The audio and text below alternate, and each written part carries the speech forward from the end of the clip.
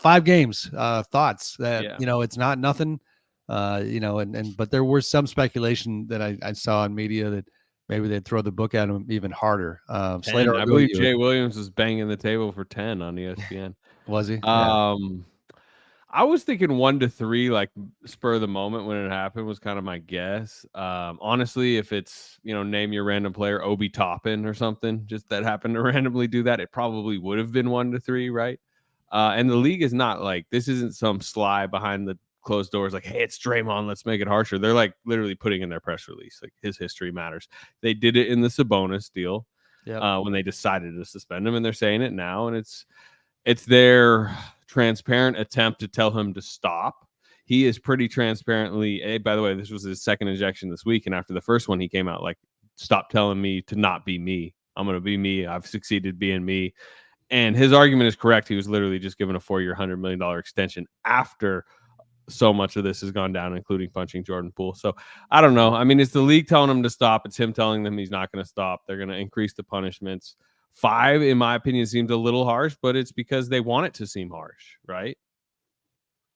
That seemed like, to me, yeah, Slater. I mean, I walking out of the arena and just trying to process it all, also knowing that the league was going to take his history into it. I thought it was going to be in the 3 to 5 range. Talking to some Timberwolves people, I think they were more on the Jay Williams side of hoping it would be more even to send a bigger message. They thought that it was completely unnecessary and egregious the way that he went in on Rudy like that. But when you settle in and you look at it and it's 5 games, I mean, that's not a small number of games for a suspension. So I look at it and say, yeah, that seems about right to me. I really do think if it would have been 3 or so, you could have made an argument that's a little light, just given his history and just given the act itself. And so 5 sounds right. Maybe anything more than that would have been a little on the harsh side, in my view. The other part of this, and I don't know how much fans care about this, but I know Draymond Green does. It is 5 game checks, which is about $780,000. It's a lot of money. It is not a small amount of money. What is funny on Slater, this each game for the full thing, the full fine is $780,000, which like Rudy, Clay, and Jaden McDaniels got $25K, and like $25K, it's like, well, don't take $25K from me, please. Right. And I know, like, look, the scale is different, but like $780K to Draymond is kind of like, for us, I don't want to scale it and reveal anything, but the other part of this that what Slater makes. Yeah, look at that view. Thank you. The other part of this that is kind of funny is Warriors save some tax, and they do bite around the margins, and they open the season with only 13 players in the on. Warriors are like, give them 10. Yeah. They are not saying that, but consolation prize, I believe, is a term I've heard. You know how much tax they save? $2.5 million. Wow. Off this. So he just became employee of the month then, basically. Look, if this was second tax apron ducking, then this would really feel kind of like slightly important. We're still a year from that, but they just learned there is at least like kind of like the headlock strategy if you need to duck some tax. Just kidding, by the way. Yeah, I mean, I think they got it right. It is 5 games is a lot. What I mean? I thought it would land more in the 3 territory. But listen, when you kind of alluded to it, Slater, when you got Draymond at this stage of his career, which is to say he's still got a lot of basketball left, just signed a 4-year, $100 million deal. The league is thinking about the long view as well. Like if you give him 1, if you give him 2, then what is, going to slow his mind down next time he feels like choking somebody out again? You are trying to mitigate this thing for the next 4 or 5 years. So the whole thing was wild, though. I mean, let's go back to that night, and I know it's a little outdated at this point, but it's still just so fresh in my mind. I come out of the tunnel right before the game, and I'm going to share this story at my own expense. I come out looking like your classic sports writer who has taken part in the free soft serve ice cream and got my Diet Pepsi, looking like a schlub coming up the stairs. Decided not to take the elevator because I got to get a few steps in if I'm going to have the soft serve. And I turn up the stairwell, and I just hear this incredible noise from the crowd. Like, all right, something just popped off. I turn around. I'm about 20, 30 feet away from the fight. And just my brain trying to process, because I could see Draymond with his arms around somebody. And I'm looking through, and I think I have this right, John. Is Rudy 27? Is that the jersey Yes, number? Yeah. that's right. I literally am looking through like the, kind of flesh and humanity and going, oh Lord, is that a 27 on the jersey? Like, given 3 years ago, Draymond making fun of Rudy for crying when he didn't make the All-Star game, given the defensive player of the year beef that we all knew was there, because it wasn't just Draymond. There was this kind of sentiment in years past about Rudy getting way too much credit for his defense and Draymond seeing himself as the best defender on the planet. Given all that context, like, you've got to be kidding me. Is he really sitting here choking out Rudy Gobert? From there, Jaden McDaniels coming off the court because he got ejected, coming through the tunnel. And this was in our story. I didn't put all the detail on it. I looked to my left, and as Jaden's leaving, Clay's brother, Michael, who's on the Warriors staff, he definitely, took a circuitous route to come say a little something to Jaden. He probably walked about 40, 50 feet to catch him at the hallway. They end up exchanging words, and I'm talking playground stuff, like, cover your ears a little bit. I asked Jaden about it later, and I just assumed they must know each other. There's got to be beef. This has got to be personal. I said, man, I saw you got into it with Clay's brother a little bit. And he's confused. I said, what do you, yeah, the guy by the tunnel, the hallway. And he just laughs. He goes, oh, I didn't even know that was Clay's brother. I was like, oh, all right. You cool. just saw a Warrior shirt. Probably thought it was a fan. Right. Clay's brother is a proud older brother. Sure. So yeah, I'm not mad at it. I mean, no, I know. It's just it adds an extra layer, which makes it kind of funny. For sure. But for you guys, again, we've been, thousands of nights at the office. This was a different kind of one. How did it hit you? In-season tournament, baby. Let's go. Just get ready for this every time they pop that cord on the floor. What I do know is that after the Sunday game and the Wolves winning that one, and with Steph out, they kind of expected the Warriors to try to be super physical, like just to really try. And I mean, the Warriors were physical with them on Sunday. And I think that there still is a belief out there in the league that if you can get into the Wolves' heads, Rudy's, Cats, those kinds of situations, maybe you can rattle them and get them off their game. And so they came in, I think, a little bit ready for that. And then, but to see it jump off that quickly was still like, okay, no one had scored a bucket.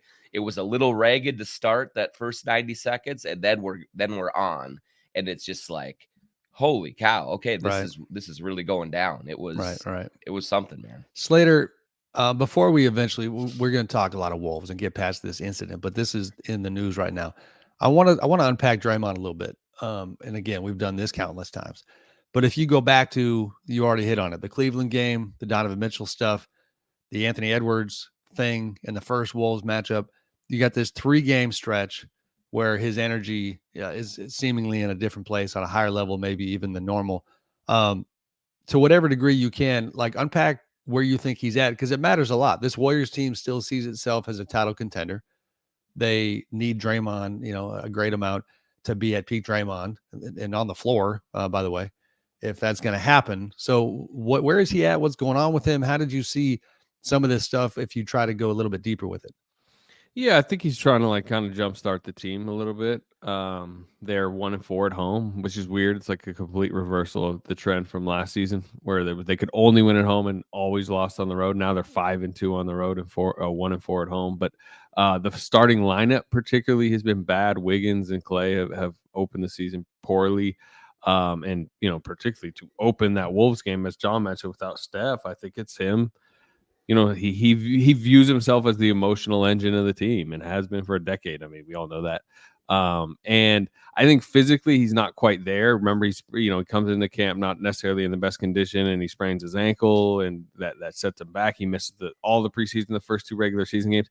I think he's trying to work himself into shape, and until he's fully feeling like himself, I think it's a little bit of an overcompensation of like, well, if I can't physically dominate a game defensively like I want, I need to emotionally dominate it a little bit more.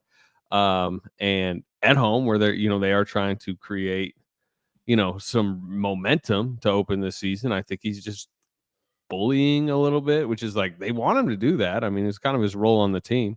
So I don't think it's some like, deeper, like Draymond's in complete decline and he's figuring that out. So he's just deciding to like, rumble around. And I thought it was a funny quote from Rudy Gobert, but I don't agree that Draymond just wanted to get ejected because Steph wasn't out there. I mean, they want to win that game.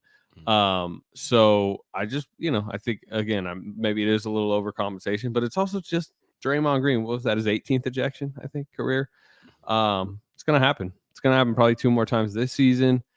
The technicals are going to happen. I mean, you want to know what's weird? So he gets ejected twice this week.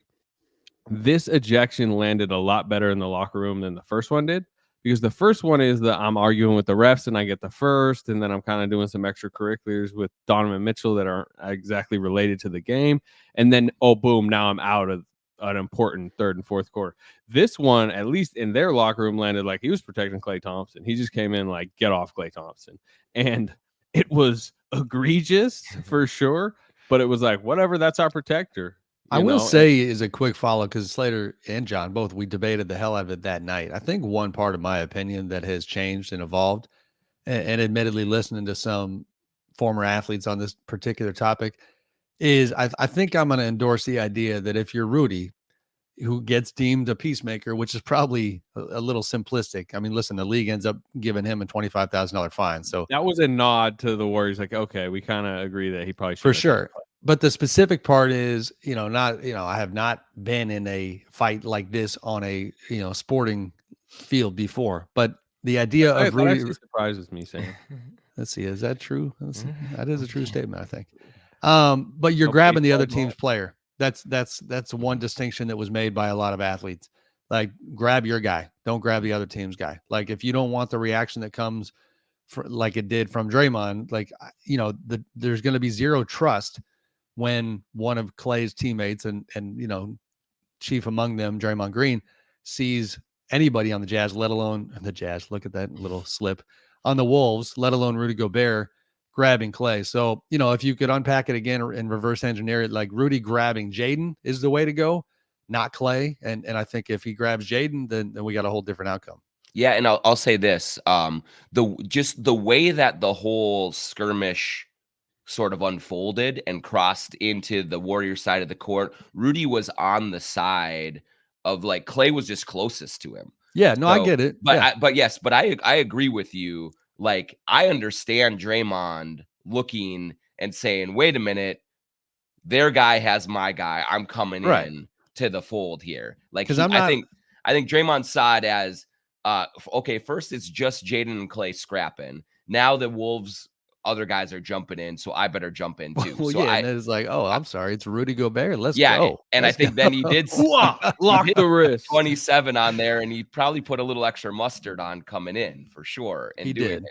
But by the way, the other part, real quick, like other part, like, I have seen Warriors fans react to one like little screenshot of Rudy possibly having his arm around Klay's neck. It was not even close if you compare what Draymond did to Rudy and Rudy did to Klay. John, and it was clear that he was just John, I'm gonna give you a small suggestion. Don't dive too deep into Warriors Twitter. Yeah, I know. It's risky at best, but like Rudy, if you watch it unfold in real time, like, I see why Tyler Ford said he was being a peacemaker, because it was him trying to grab and just calm everything down. He did not get up and choke him in the neck. There was none of that stuff.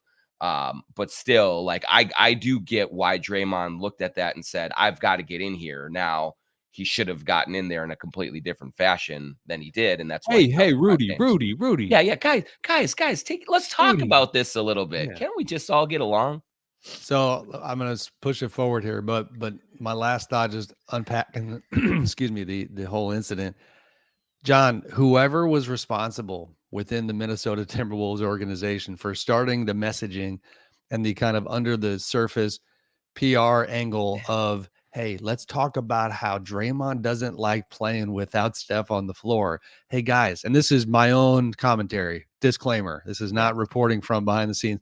Hey, guys, do you remember those rumors about how Jordan Poole said something to Draymond about how he was riding Steph Curry's coattails. And I think that's a trigger. Like, let's just make fun of Draymond and talk about how he doesn't want to play Steph or without Steph, because post game people behind the scenes and then Rudy on the record, I'm going to read the quote here.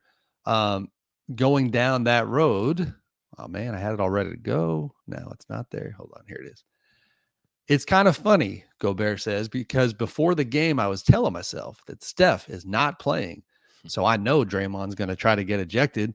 Every time Steph doesn't play, Draymond doesn't want to play. It's his guy, Steph. He'll do anything he can to get ejected. I love it from a media standpoint, guys. But within that, like Rudy talking about if he knew, and I'm paraphrasing, but I'm pretty close. Like if he was better at choking people, it would have been bad. Like, cool. We're challenging Draymond to improve his choking technique for the next match. I'm a little nervous for Rudy going forward. I'm not going to lie.